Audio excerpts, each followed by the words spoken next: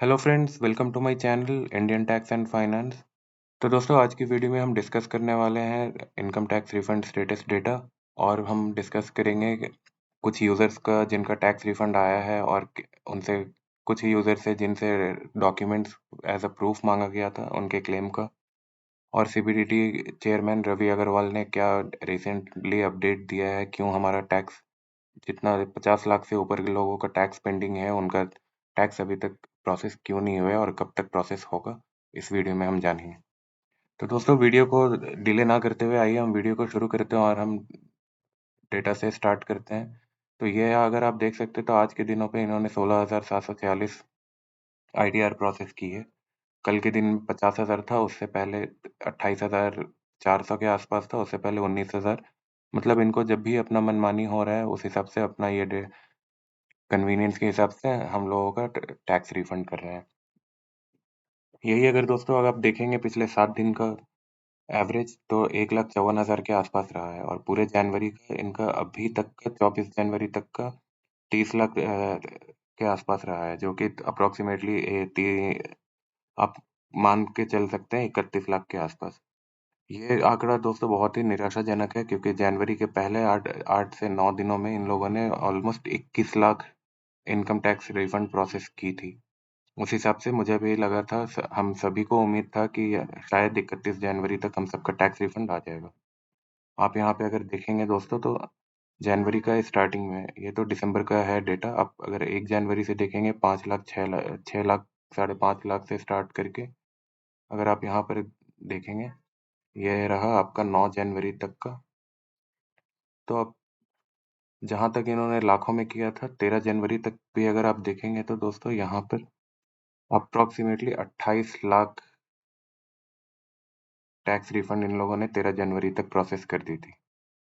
उसके बाद जो है पिछले 10 दिनों में इन लोगों ने बहुत ही गंदा किया है। टैक्स डिपार्टमेंट पता नहीं क्या कर रहा है, इतनी निकम्मी डिपार्टमेंट है ये, मुझे पता नहीं था।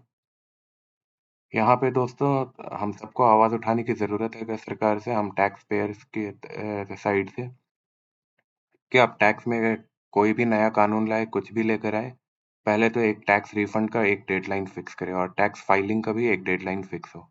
आप लोग प्लीज़ कमेंट्स में बताएँ, आपको क्या लगता है कि ये टैक्स रिफंड कब तक आएगा? मैं तो नाउम्मीद हो चुका हूँ दोस्तों, मुझे 31 दिसंबर का डेडलाइन पास होते देखा, फिर 31 जनवरी का भी डेडलाइन अब पास आ रहा है और अभी भी 50 लाख से ऊपर मतलब आप ये सोच के चलो कि अप्रॉक्सिमेटली 52 लाख लोगों का टैक्स पेंडिंग है।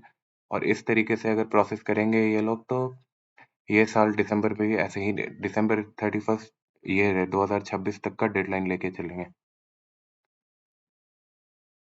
मैं तो अभी कुछ ग्रीवियंस भी रेज़ नहीं कर रहा हूँ, बट हाँ, आने वाले टाइम पे अगर 31 जनवरी तक नहीं आया तो बजट के बाद मैं ग्रीवियंस रेज़ करूँगा और सीपीसी बेंगलुरु को एक लेटर भी लिखूँगा, या तो खुद जा कर के मैं एक लेटर वहाँ पे ड्रॉप करूँगा कि टैक्स रिफंड का डिले का एक्सप्लेनेशन दिया जाए।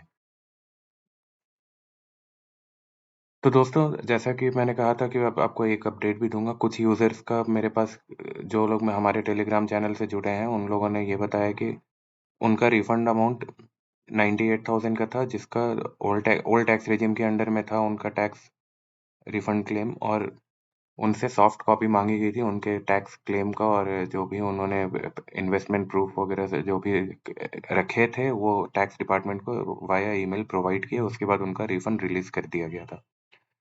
तो दोस्तों, एक बात मैं आपको ये भी कहना चाहता हूँ कि आप बहुत सारे यूट्यूबर आएँगे, आपको बताएँगे, और बहुत से आर्टिकल्स में भी आप ये पढ़ेंगे कि रीज़न क्या है डिले होने का टैक्स रिफंड का।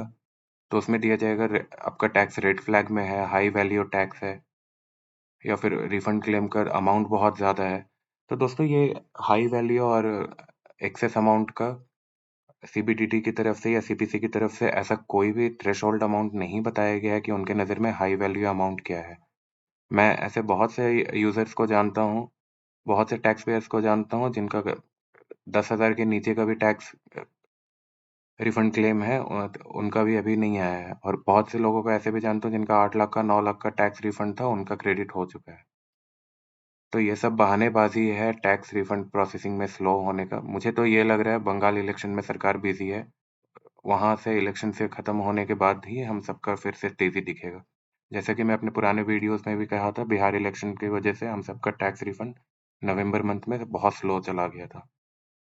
अभी आने वाले फ़रवरी में बंगाल में इलेक्शन है, बंगाल इलेक्शन के बाद ये सरकारी संस्था अपने टैक्स पेयर्स की तरफ ध्यान देगी और फिर टैक्स प्रोसेसिंग में तेज़ी आएगी। आप बाकी आपको क्या लगता है, आप कमेंट्स में बताएँ। और हमारी इन्फॉर्मेशन अच्छी लगती है तो आप वीडियो को ज़्यादा से ज़्यादा शेयर करें, लाइक करें और चैनल को सब्सक्राइब करें। बाकी दोस्तों, कोई भी और इन्फॉर्मेशन आती है तो मैं आप तक पहुँचाता रहूँगा। धन्यवाद।